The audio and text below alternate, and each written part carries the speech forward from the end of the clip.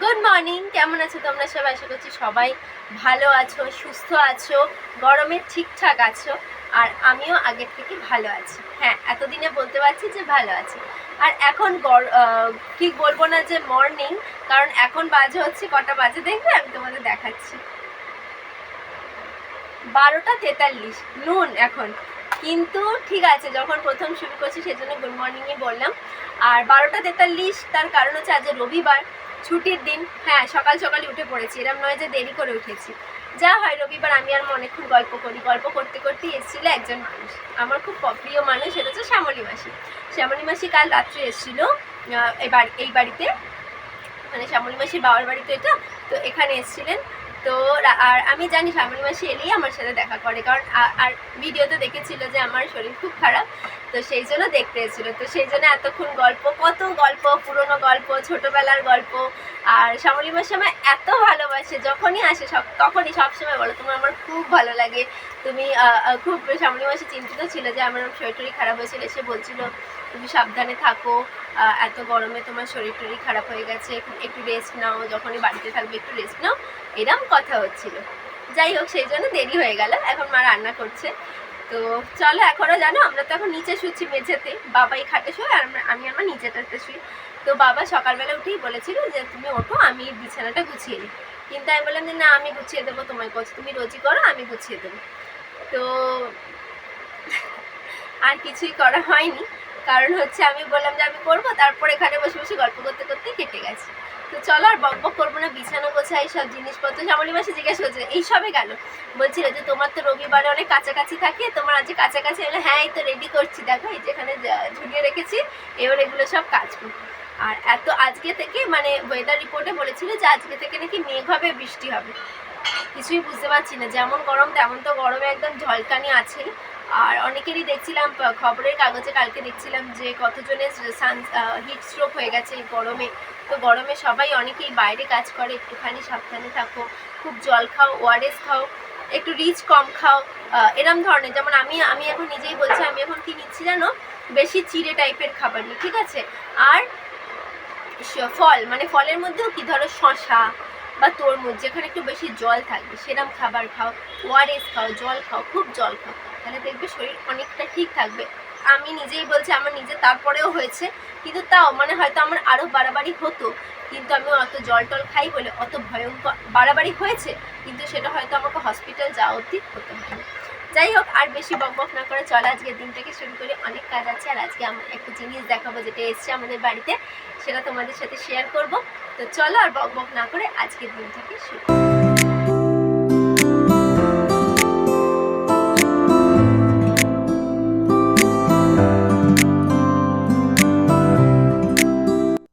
দেখো, যেমন কথা তেমন কাজ। তোমাদের সাথে ব্লগটা শুরু করার পরে আমি বিছানা গোছাতে বসেছি। ওই যে বলেছিলাম যে বিছানাটাও এখনও তোলা হয়নি, ওই কায়দাটা আমারই, আমি তুলতে দিয়েছিলাম না, তো সেই জন্য আমি ভাবলাম আমি এটা করে দিই। তারপরে বিছানা টিছানা করে একদম স্নান টান করে নিয়েছিলাম। আর স্নানের পরেই পুজো তো মাস্ট। আচ্ছা, তোমাদের একটা কথা বলি জানো, রবিবারের এক অভিজ্ঞতা নিয়ে তোমাদের বলছি। ভালোবাসা এক অদ্ভুত জিনিস, বলো, সে যেখান থেকেই পাওয়া যাক না কেন, ভালোবাসা এক মানে ভালোবাসাটা একটা অদ্ভুত জিনিস। এই দেখো, আমরা খেতে বসেছি রবিবার, আর রিনা কাকিমা এসছে দৌড়াতে দৌড়াতে। কি না, রিনা কাকিমার কাছে আম এসেছিল, পাকা আম। রিনা কাকিমা আচার বানিয়েছে, আর যেহেতু আমি আচার খেতে একটু ভালোবাসি, সেই জন্য আমের আচার, সেই জন্য রিনা কাকিমা আমার জন্য আবার নিয়ে এসছে। আচার বানিয়েছি, মেয়েটা একটু খাবে, সেই জন্য আমি বললাম যে তুমি এত দৌড়াতে দৌড়াতে এখন আনলে, তুমি তো কাল দিয়ে যেতে পারতে। বললো কাল যে আমার এই মেয়েটা থাকবে না, তখন আমি কি করব, কারণ কাল মানে হচ্ছে সোমবার তো আমি অফিস যাব। তো এত ভালো লাগলো, আমি মাকে বললাম দেখো সবই আমার কদর। কাকিমা তখন দাঁড়িয়েছিল, কাকিমা হাসছে। তো আমি বললাম যে দেখো সবই ভালোবাসা, আর রিনা কাকিমা আমাকে খুবই ভালোবাসে। তো এখনও মানে যখনই আমি ঘরে ঢুকি, রিনা কাকিমা দেখতে পেলেই জিজ্ঞেস করে এখনই এলি বাবু, ঘেমে গেলে বলে যে বাবা কত ঘেমে গেছিস, কত কষ্ট হয়েছে, বা দেরি হলো, রাস্তায় জ্যাম ছিল, সব সময়। হ্যাঁ, তো এই যে ভালোবাসা এক অদ্ভুত জিনিস। যাই হোক, অনেকটা কথায় পেরিয়ে এলাম। দুপুরে খাওয়া দাওয়া হয়ে গেছে, আর দুপুরে খাওয়া দাওয়ায় ছিল হচ্ছে ভাত, আমের আচার, উচ্ছে ভাজা, লাউয়ের তরকারি আর ইলিশ মাছের ঝোল। খাওয়া দাওয়া করে একটা বেশ ভালো মতো ঘুম টুম দিয়ে আবার সন্ধেবেলায় চলে এসেছি তোমাদের কাছে চুল আঁচড়াতে। সন্ধেবেলায় সেদিন আমি শ্যাম্পু করেছিলাম, কিন্তু আর চুলের জটফট ছাড়ানো হয়নি, ঘুমিয়ে পড়েছিলাম দুপুরে। তো তারপরেই এলাম আর কি। আর এটা দেখো আমি কি খাচ্ছি বলো তো, আখের গুড় গোলা জল। বলে যে গরমকালে এই আখের গুড় গোলা জল খেলে শরীর নাকি ঠান্ডা থাকে। আমি গত বছর আমার মনে আছে, যখন আমি পিজিতে থাকতাম, আমার মা আমাকে পুরো 1 কৌটো গুড় দিয়ে এসেছিলো। আমি রোজ খেতাম। আমি সকালে খেতাম না, আমি অফিস থেকে এসে গুড় গোলা জল খেতাম। তো সেটাই, আমি যেহেতু সকালে ওআরএস খেয়েছিলাম, মা বললো সকালে আর খেতে হবে না, তুই বিকেলে খাবি। তো এই বিকেলে তখন আমি ওই আখের গুড়গুলো জল খাচ্ছিলাম আর চুল আঁচড়াচ্ছিলাম। আর দেখো মাঝে মাঝে আমি বক করছি, কেন বলো তো? এই ভোট তো এসেই গেল, তো ভোটের প্রচারে আমি ভাবছিলাম এতদিন ধরে ভোটের প্রচার হচ্ছে না, ভোটের প্রচার বেরিয়েছিল। আর আমার মা ওটা দেখতে খুব পছন্দ করে, ওই জন্য মাকে বলছিলাম তাড়াতাড়ি এসো, এই দেখো গাড়ি যাচ্ছে হয়তো বাইরে থেকে। তো তখন মা ওটা দেখতে মা বললো বাইরে অনেক জিনিস আছে, মানে কাচাকুচি জিনিস আছে, তো আমি তুলে আনছি। তুলে এনেছিলাম, ভাবলাম ঠিক আছে আমি বরং একটু গুছিয়ে দিই। যা হয় আর কি, ঘরে থাকলে একটু কাজ করে দিই, একটু মাঝে মধ্যে আমার ভালোও লাগে, মাঝে মাঝে ভালো লাগে না, মা বলে আমি করি।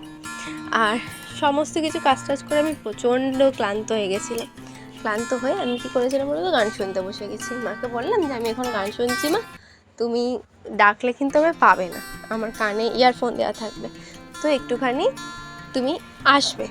ও মা, হঠাৎ দেখি আমার মা রেডি হয়ে আসছে, কি না হাতে খাবারের থালা নিয়ে।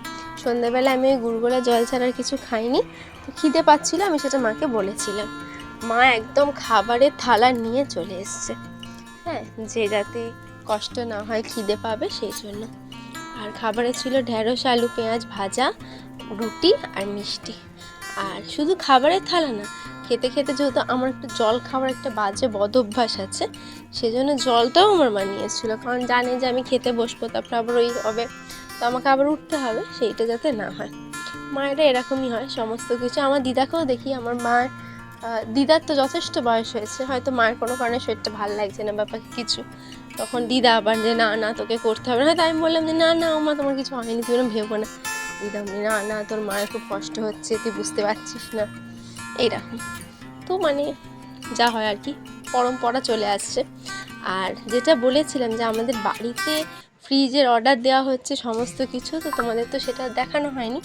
এই দেখো আমাদের নতুন ফ্রিজ, এই ফ্রিজটা মা পছন্দ করেছে, মায়ের ভীষণ পছন্দ হয়েছে এই ফ্রিজটা। আর মানে আমাদের প্রত্যেকবারই ফ্রিজ আসে লাল, মানে আমি যখন ছোটো ছিলাম যে ফ্রিজটা ছিল সেটাও লাল, তারপরে ওটা খারাপ হতে যখন নতুন ফ্রিজটা কিনে হলো সেটাও তোমরা দেখেছো মেরুন কালারের। তো মা বললো এবারে লাল টাল না কিনে এবারে বরং কিনি আমরা নীল রঙের। তো এই যে নীল রঙের ফ্রিজটা কেনা হয়েছিল, মানে এই রঙটা খুব সুন্দর লাগছিল। আরও একটা লাল ছিল, সেটা তো ভালো লাগছিল না। আর এখানে দেখো এই ডিপ ফ্রিজের ওখানে আমি একটা হৃদয় আঁকতে গেছিলাম, কিন্তু এটা কি পচা কুমড়ের মতো কি একটা এঁকে দিলাম, বুঝতে পারলাম না। যাই হোক, হৃদয় তো আর হলো না, ব্যাঁকাবুকি এঁকে দিলাম। আর এইটা কনস্ট্যান্ট, ফ্রিজের ওপর আমার সবচেয়ে পছন্দের ছবিটা থাকতেই হবে। এটা হচ্ছে দাদুর আর আমার ছবি, আমার ছোট্টবেলার একদম ছবি, আমার ভীষণ পছন্দের। আর ওদিকে দেখো আরেকজনকে বসে খাচ্ছে আর খেলা দেখছে। মানে ব্যাপারটা হচ্ছে যে আমার বাবা খেলা যখন হবে, তখন আমার বাবার কাছে কোনটা ডাইনিং টেবিল কোনটা কী কিচ্ছু আমার বাবার মাথায় থাকবে না। টেবিল কিন্তু পাশে, কিন্তু বাবার ওটাই পজিশন বসার, ওখান থেকেই বসবে, খেলা দেখবে, খাবে, সমস্ত কিছু। আমার বাবা জলটাও ওখানে নিয়ে বসে, যে জলও ওখানেই খাবে, কারণ আমার বাবার খুব জল খায়, তো জলও ওখানে নিয়েই বসে। যাই হোক, চলো আমার বকবক আজকে এখানেই শেষ। দেখা হবে নতুন দিন নতুন ব্লগে। কেমন লাগলো জানিও, ভালো লাগলে প্লিজ লাইক শেয়ার কমেন্ট আর সাবস্ক্রাইব করে দিও।